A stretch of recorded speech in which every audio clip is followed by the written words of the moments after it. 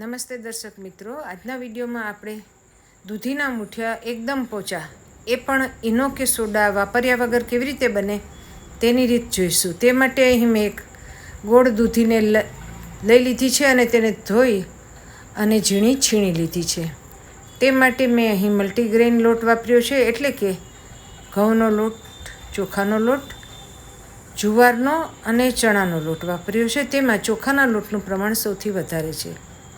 ચોખાનો લોટ વધારે વાપરવાથી મૂઠિયા એકદમ પોચા બને છે. તે માટે ઈનો કે સોડા વાપરવા પડતા નથી જ. અને દૂધીનું છીણ હોય તેની અંદર જ લોટ બાંધવાનો છે, તેમાં વધારાનું પાણી ઉમેરવાનું નથી. એટલે કે દૂધીની છીણની અંદર જેટલો લોટ આવે તેટલો જ લોટ નાખવાનો. વધારે પાણી નાખીને લોટ બાંધીશું તો મૂઠિયા એકદમ કડક થઈ જશે, આટલા સોફ્ટ નહીં બને. અને ચોખાના લોટનું પ્રમાણ થોડું વધારે રાખવાનું. મસાલામાં મેં અહીં બધા રૂટીન મસાલા જ કર્યા છે. સૌથી પહેલાં સ્વાદ પ્રમાણે મીઠું, હળદર, લસણ પાવડર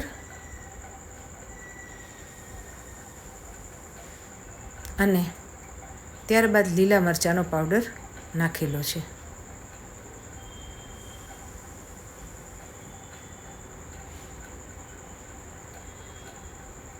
થોડી હિંગ નાખેલી છે અને મોણ માટે તેલ નાખેલું છે.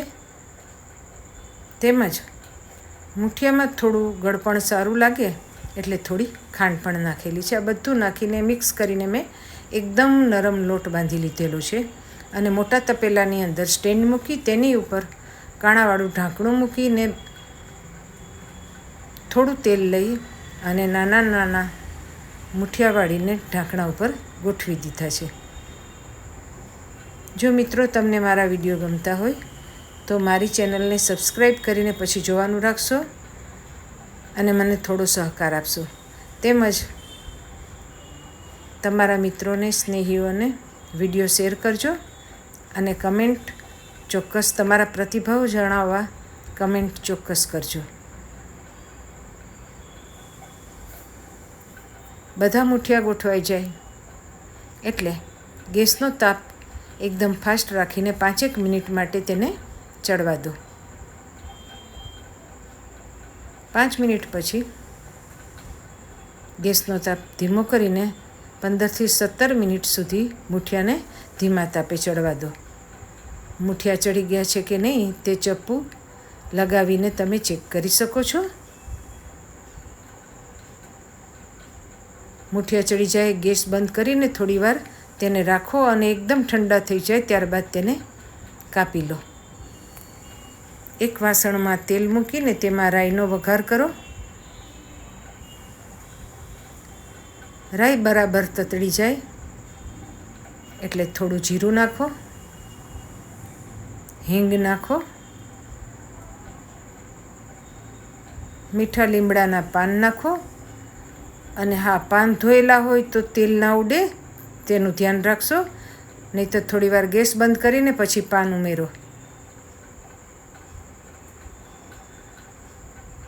પાન પણ તેલમાં બરાબર શેકાઈ જાય ત્યારબાદ થોડા તલ ઉમેરો અને પછી આપણે જે કાપીને મૂઠિયા રાખેલા છે તે તેલની અંદર ધીમેથી ઉમેરી દો.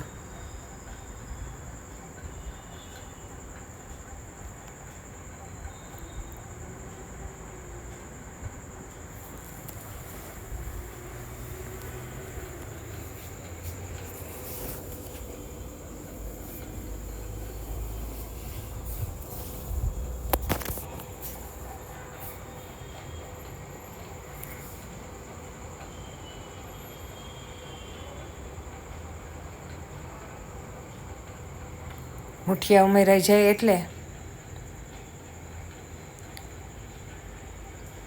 ચમચાથી તેને મિક્સ કરતા રહો, નહીંતર તપેલાને ઊંચકીને મૂઠિયાને ઉછાળીને બધાને મિક્સ કરી લો.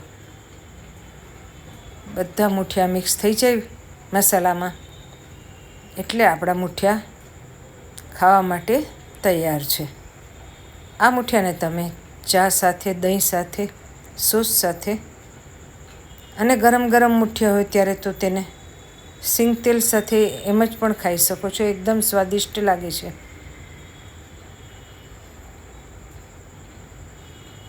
તો તૈયાર છે આપણા ગરમા ગરમ મુઠિયા. Thank you.